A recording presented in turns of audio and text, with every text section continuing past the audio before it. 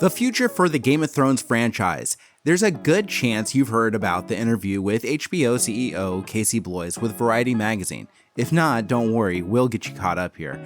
But in this interview, Casey Bloys discusses the production plans for House of the Dragon. But what's also very interesting are his comments about the future for the Game of Thrones franchise and its extended universe. So we're going to expand on what this interview truly reveals about what we really should be expecting for Game of Thrones moving forward. First, we'll read real quick a couple notes from the Variety magazine interview, and then we'll dissect this thing just a little bit further. There will be no dragons before its time.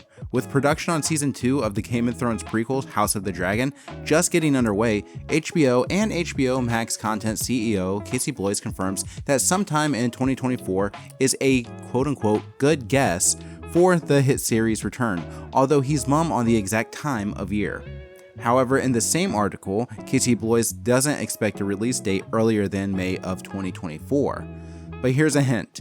Bloys also says it's a good guess that the show won't be eligible for the 2024 Emmy season, which ends its eligibility period on May 31st, 2024, so expect a likely return in summer of 2024.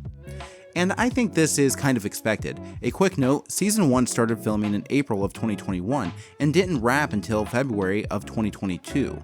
I think most people understand there are significant time commitments for a larger production such as House of the Dragon. It takes a great deal of time to film all locations because unlike last season, much more of Westeros will be explored for this part of the story, which means different shooting locations. I do anticipate a few scenes to take place in Winterfell as Cregan Stark becomes much more involved in the story moving forward, as hinted at by the last episode of season 1. Now, Bloys does continue on about HBO's intentions for the future of the Game of Thrones franchise. My philosophy is a good script is number one priority, he says. I am not doing it based on wanting to have a 1 year, 2 year. I want to do it based on the scripts that we're excited about. Remember to get House of the Dragon. Following up from Game of Thrones, we developed a lot of shows, shot a pilot, developed a bunch of scripts, and we got House of the Dragon Bloys notes. To do that again is going to take the same amount of effort. You have to develop a lot of things, try things. You never know what's going to work, so we're currently doing that.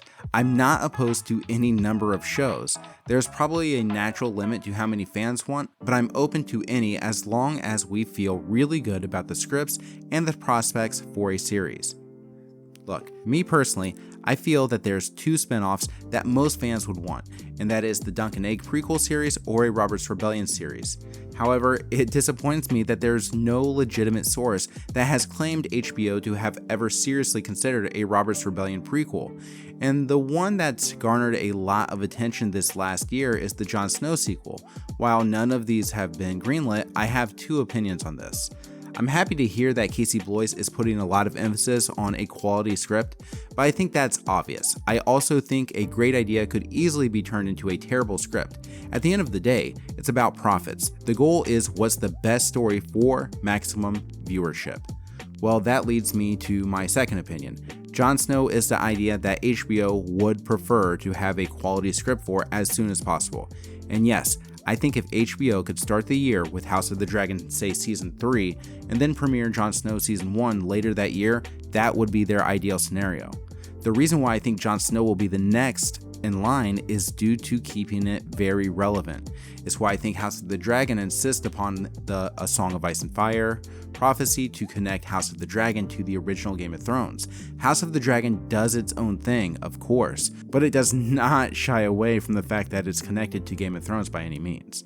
Also, take into consideration that HBO has already scrapped a concept for the original Long Night, and a primary cause is that it was far too removed from the main story told in A Song of Ice and Fire books or Game of Thrones. I think Dunk and Egg would suffer from this a little bit as well, although I think the prequel series A Night in the Seven Kingdoms should be in everyone's personal collection. Casual viewers of Game of Thrones who never read the books just may not feel as connected to that material though.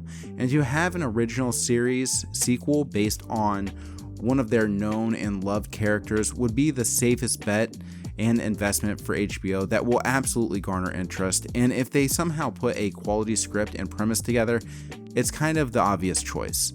Look, that's all the news and my notes for now, but click on the screen here for another video that I think you'll enjoy, and make sure you are subscribed for more in the future. Thank you for watching.